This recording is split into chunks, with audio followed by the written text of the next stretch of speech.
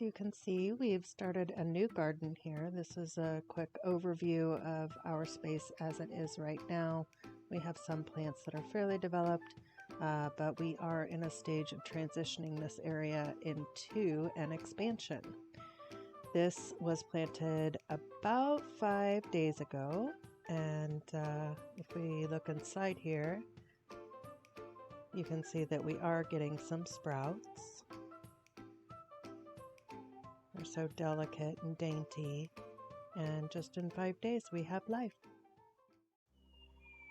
Here we have a Thai basil. Thai basil is almost has a licorice flavor to it. It's a wonderful flavor. This is one of my originals. It has been trying to flower for some time, and it's looking pretty weak, and it will get to retire as soon as the new plants start to come in, which I expect to be in the next month and a half or so. Now this is an experiment that I'm trying. I saw this on someone else's YouTube channel, and I thought it was interesting, a way to reuse packaging when we get boxes rather than throw the styrofoam away. So this is just styrofoam that I got in a package during Christmas time, and I covered it in saran wrap and added water with some plant food. And if we take a look inside, you can see after this has been about 3 days, we are seeing signs of growth. So it's very exciting to me that it's a way to reuse materials that have already been used and use them to create life. And that life is going to feed our family. So it's very exciting.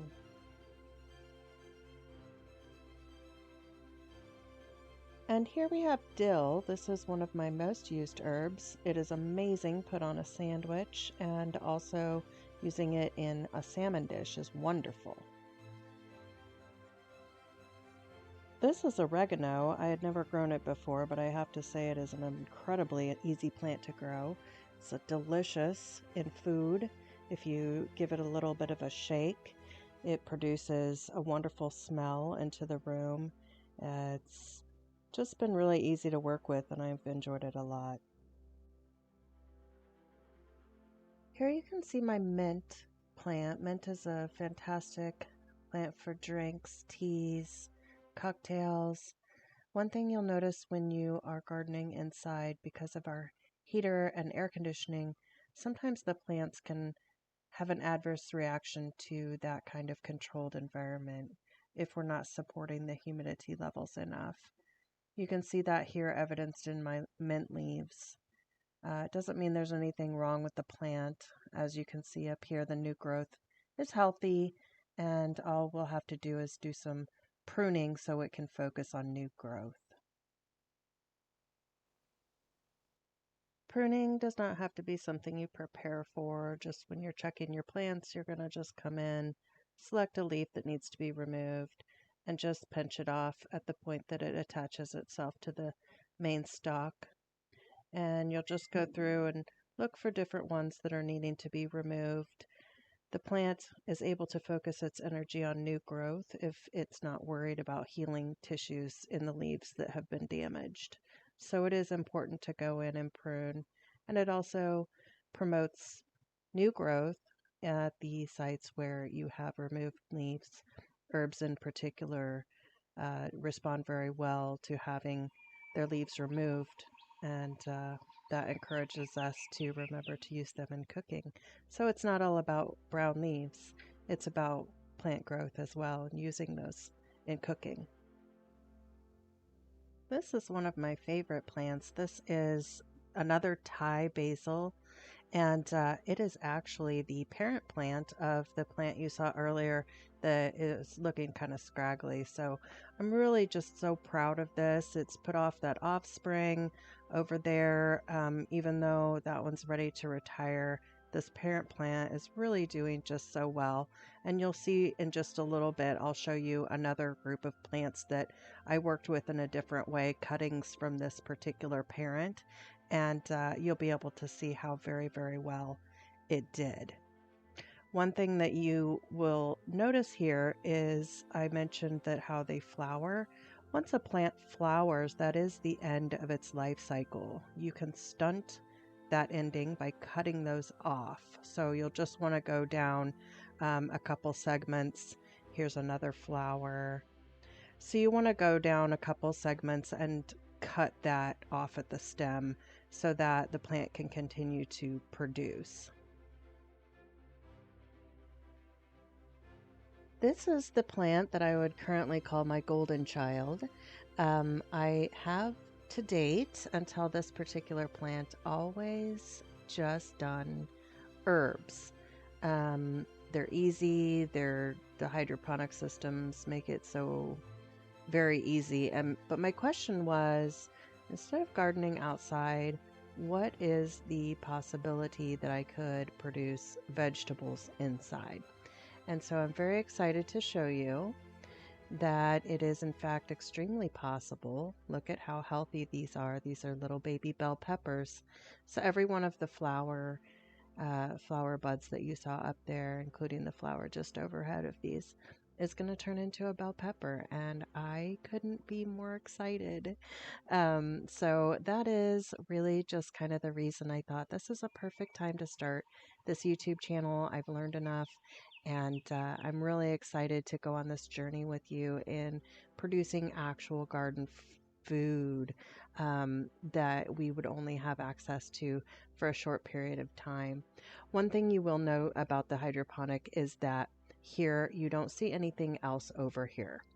And so the thing that will have to happen is you're not able to produce as many plants. So where in the herbs, you can fill each one of these holes with an herb, and the hydroponic can handle that. With vegetable gardening in the hydroponic system, you can see how big that plant is. So I can have that plant there, and then now that I see how big that is, I will be able to have a secondary plant over on this side as well in the future. So that is the takeaway, but for having year-round garden fresh food, it is absolutely worth it to me. So I'm excited. You can look inside here and you can see that the matrix just sits down inside there, and that's not actually dirt. It's kind of a spongy material, and it just absorbs the water. And I'm going to show you here. The root system will just grow. Doesn't want to come out. So you can see here the way the root system just grows through that matrix and then spreads out into the water cavity down below.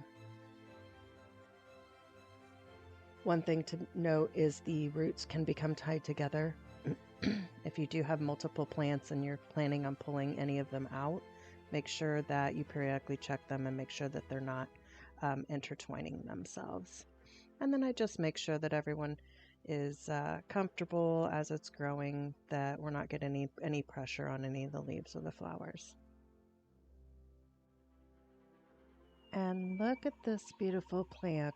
This is the offspring Thai basil that I referenced earlier. You can see that the size is extremely different. It is producing profoundly more than its parent offspring. I actually forced it to raise itself in a harsher environment initially, and then I provided it with a lot of nutrition. So we'll see how that goes. Further updates to follow. This is another experiment. I had some red onions that went bad, and I thought to myself, well, what if I plant them? I mean, that's really what indoor gardening is it's a constant experiment on what if.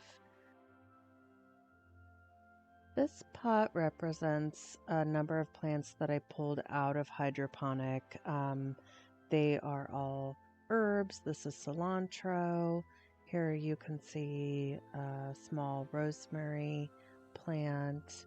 It is doing good in transfer. Needs to grow. This is a basil plant, several basils that I grew from offspring. These are offspring plants that I rooted from the parent plant. Obviously they're doing really well. I'm very excited about them.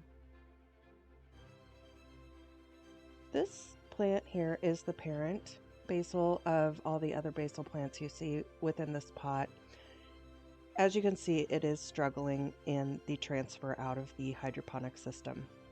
The reason for that is, as I had mentioned earlier, how the roots inside the hydroponic system can become intertwined. That is in fact what happened with this plant, and it was a struggle for me to get it pulled away from the intertwined root system.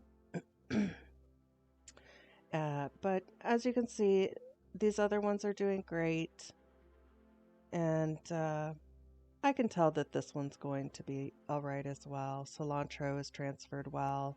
So overall, I'm happy with the success of the transfer.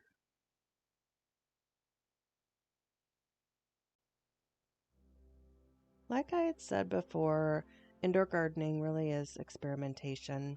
Here you can see that this plant is growing wonderful, looks great, it's healthy. So what this was is I had celery that I had purchased from the grocery store.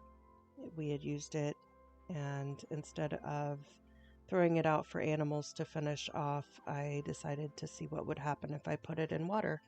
As you can see, it is in fact growing new celery. So don't be afraid to experiment, because chances are it's going to work, and it's just fun to see what might happen. So these guys over here are going to keep growing, and we'll see you on the next video.